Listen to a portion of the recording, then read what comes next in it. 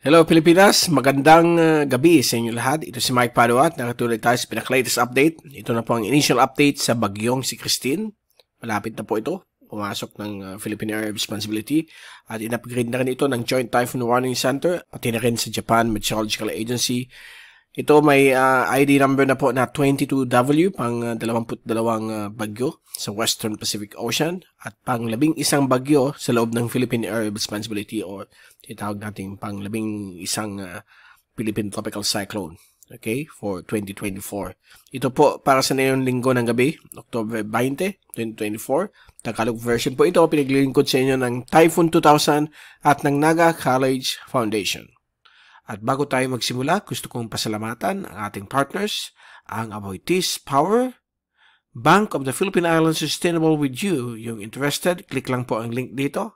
Or kapag kayo po ay nanonood sa Facebook channel, meron pong link doon sa description patungo sa BPI Sustainable with You. Ang lokal na gobyerno ng Naga City, headed by ang Honorable Mayor Nelson Legacion at ang ating Honorable Congressman ng ikatlong distrito ng Camarines Sur, Congressman Gabby Bordado. At ngayon, umpisa natin ang update na saan na yun ang malaking bagyo. Yan na po siya. Isa na po siyang ganap na tropical depression. Pero mukhang slow developer po siya dahil po sa sobrang laki, nahihirapan po siyang umikot ng bahagya. But inaasahan po ito magiging isang tropical storm sa loob ng 24 oras. At kasalukuyan, nasa labas pa rin po siya ng Philippine Area of Responsibility. Ito po yung power line. At yung kanyang center ay somewhere here. At ito po ay kumikilos pakanluran papunta po dito sa may dagat Pilipinas. At nakikita po ninyo yung pinakadulong extent ng kanyang outer rain bands o yung outer feeder bands. Kasama po yung tinatawag nating pag-enhance ng hanging amihan. At nagbibigay na po ito mga on and off na mga pag-ulan. Mahina katamtaman hanggang sa malakas dito po sa Kabikulan, sa ibang bahagi po ng gitna at katimugang Luzon, kasama po Metro Manila at Silangan, Visayas. At ito po ay magpe-persist sa loob ng 3 araw dahil po sa paglapit nitong medyo dambuhalang tropical depression. Umabot po ito ng 1,000 kilometro ang laki ng kanyang diameter, yung rain diameter. Kaya yan, kakaroon po tayo ng mga ulan. Kahit na malayo po siya, kahit na 1,000 kilometro pa sa silangan po ng Kabikulan. Pero ang good news nito ay yung mga kababayan natin sa Kabikulan, mga kababayan natin ay hindi po ito pupunta yung pinaka-core niya sa Bicol. But yung outer rain bands, ito po yung outer rain bands niya, ay posibleng maka-affecto po dito sa atin sa araw po ng Martes hanggang sa Huwebes. At mga kababayan natin sa Hilagang Luzon, magsihanda dahil po dyan po papunta base po sa mga bagong computer models ang bagyong ito. At sana naman po mag-pray tayo na umakyat pa at walang landfall na magaganap. But dahil po sa pagkalaki niya ay talagang ang buong Luzon baka ma-afektuhan po ng mga pabugso-bugsong ulan at hangin na hindi lalampas po ng 60 kph. Okay? At ito po yung zoom in satellite animation. So nakikita nyo pati sa Mindanao na abot po ng kanyang trough o yung itinatawag nating extension. So yan po siya, nandito siya. So malalaman natin bukas kung ano pang mga latest sa forecast track. Ito yung latest natin ang ginawa kaninang hapon at nandito siya kanina. Sa mga oras na ito, nandito na po siya. Okay, nandyan po siya. At mukhang papasok na po ng power early tomorrow morning. Bibigyan na po ito ng local name ng Pag-asa as Christine. At mukhang namimilig ko na naman po ang dulong Hilagang Luzon. Tandaan po natin, kadadaan naman po sa kanila ng Bagyong Julian, lalo po sa Batanes. Sana naman po maawa ang buong may kapal na umakyat po siya pa norte. Okay? Pati ito po ang pinapakita dahil po sa mga high pressure areas ay pag buwan ng Oktubre talagang ang tracking ng bagyo mostly po sa Pilipinas. But kailangan talaga po natin maging resilient enough, maging handa na yung last 3 months. But dito po sa bagyong ito ay pagdating sa Bicol region, hindi pa po tayo out of the woods. nasa 50% probability na tatamaan tayo dahil po nasa east po yan ang Kabikulan. So, mga what ifs na hindi siya umakyat, so delikado pa rin. But, alam natin, mga computer models ngayon ay high-tech na at mas gumagaling ang performance when it comes to the 24 to 48 hour forecast.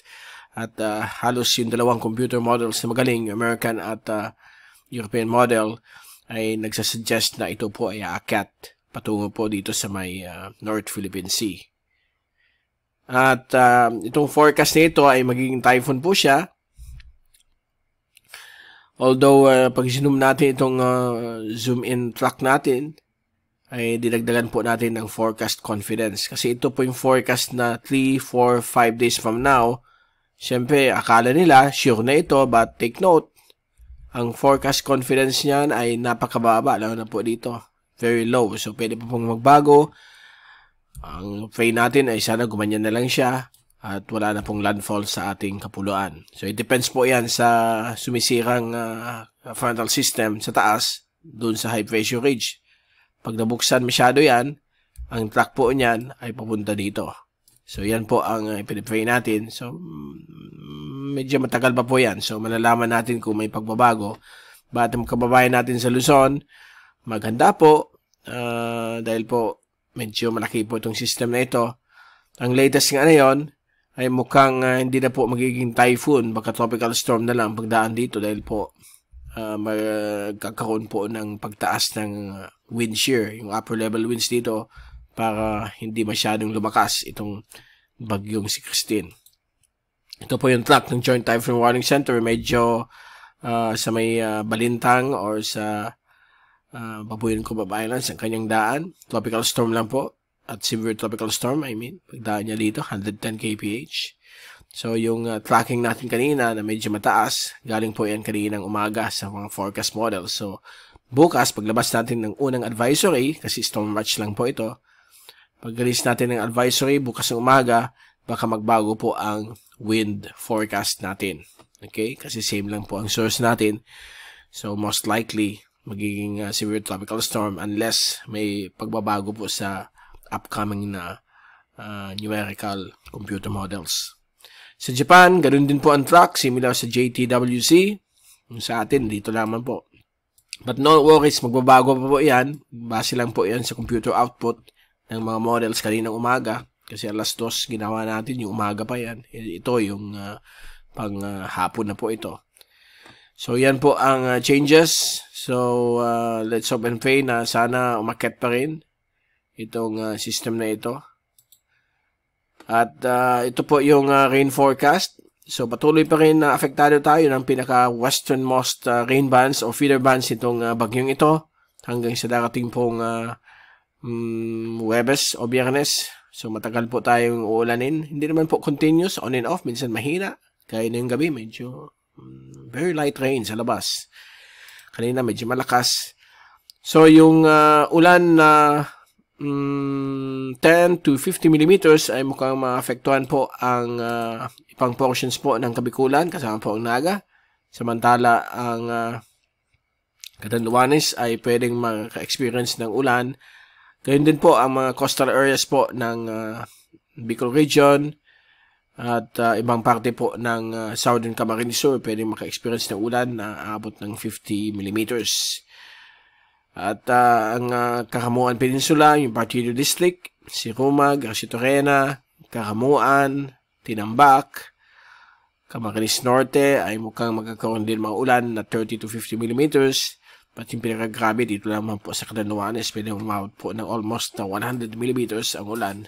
At ito po ay dadaan lang at aakyat po yan sa Wednesday evening. Mukhang maapektuhan na po ang Hilagang Luzon, lalo na po sa Huwebes sa paglapit itong bagyong ito. So makikita po ninyo sa 4-day forecast, okay, which is still at low confidence. So pwede pa pong magbago yan.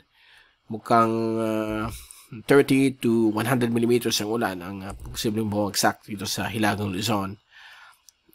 Medyo mapanganib po yan sa mga low-lying areas at sa mga landslide prone areas ng mga lugar dito sa Hilagang Luzon. Okay? So, please take all necessary precautions. Dahil po, yan po ang forecast. Pag magbabago na naman po yan bukas, pagbalik natin sa ating next update. At bago tayong paalam, oh, by the way, dito muna tayo sa waves. Ano ang waves? Wala po tayong fishing activities muna for the next 5 days kasi mukhang umaabot po ng 3 to 6 meters ang laki po ng mga alon na dala po nitong potential na bagyo.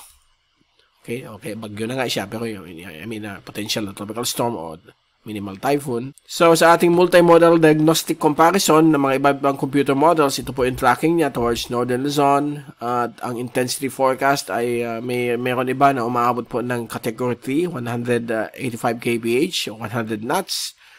Ang iba naman po nasa Category 1 na typhoon. Ang pinakamababa po bilang isang severe tropical storm. So, yan po ang posibleng intensity niya. Wala naman pinapakita na mag-iisa po siyang super typhoon dahil po yan sa paglakas po ng shear in the coming 3 days. Akit po yan ng moderate levels. Ang iba, malakas po yung wind shear. So, mahihirapan po ang bagyo na mag-develop. Kasi dapat ang wind shear less than 10 knots or less than 20 kph para magkaroon ng rapid intensification. But yan po ang pinapakita nitong system na ito. Mukhang maapektuhan po siya ng wind shear kaya yung pag-intensify niya ay hindi masyado at malaki siya. Pag malaki, it takes time para lumakas. It takes time para mag-consolidate ang kanyang ulap. Kaya baka tropical storm lamang po siya. So yan ang good news. Although bad news yan pag din sa ulan dahil medyo malawak po ang kanyang sirkulasyon. Okay, so yan muna po ang pinaka-latest sa ating bagyong si Christine, 22W. At babalik ulit tayo bukas para sa latest update sa ating bagyo. Mula si Typhoon 2000, ito si Mike Pado ang papaalam. Mag-ingat po tayong lahat. Hashtag WeatherWiser, Typhoon Wiser, at mag-pray tayong masyado na sana umakyat pa itong bagyo at walang landfall sa ating bansa. Maraming salamat. God bless. At see you guys within the next 24 hours.